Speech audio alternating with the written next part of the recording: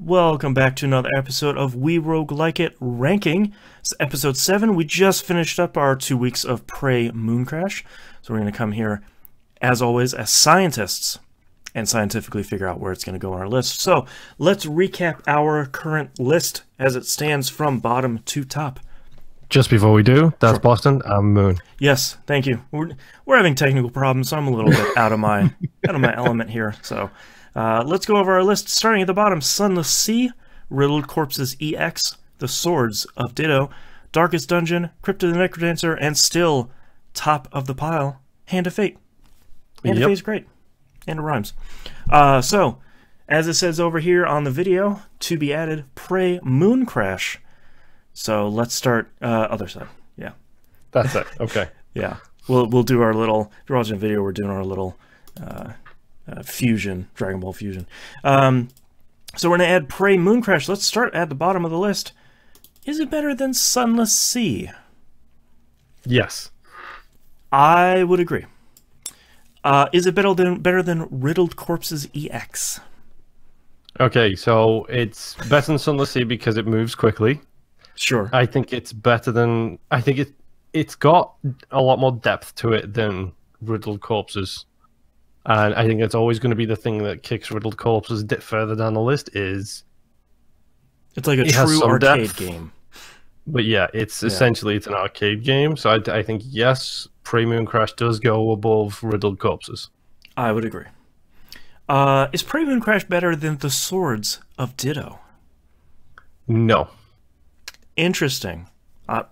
I'm curious to hear your case, because I would say yes, but that's not a firm, like, this is the hill I'm dying on. Like, it's so I'm curious why you're voting no.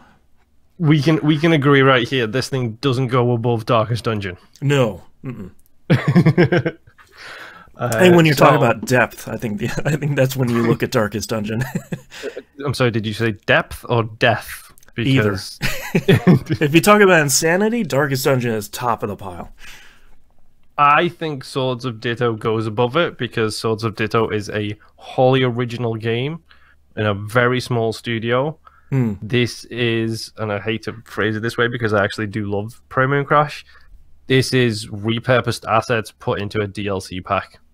Sure. I think that's as fair. an original game, roguelike or otherwise, Swords of Ditto goes above it just because I mean, we barely even scratched the surface of Swords of Ditto. Like, we did a couple of runs.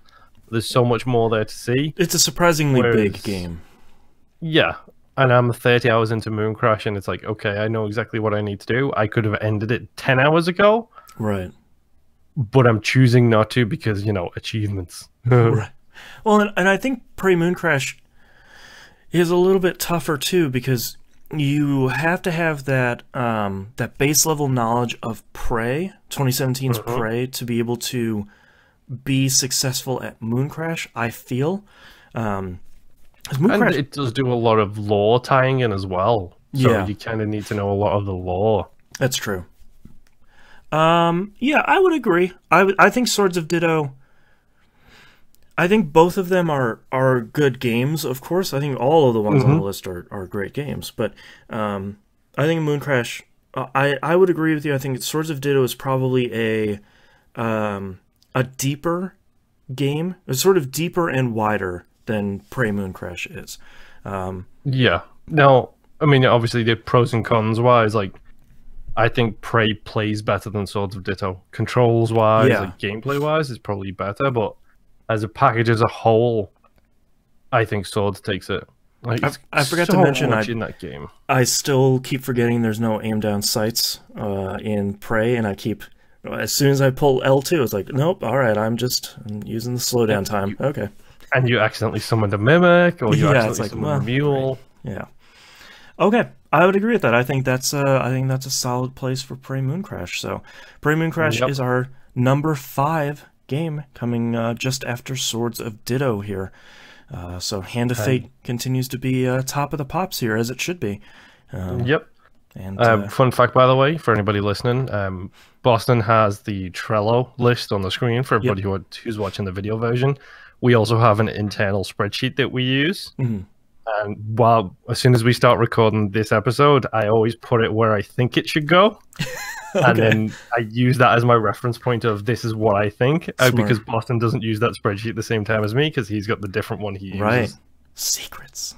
Yeah. Yes. Little peek behind the curtain here for TVGP production. All right, well, that's our list.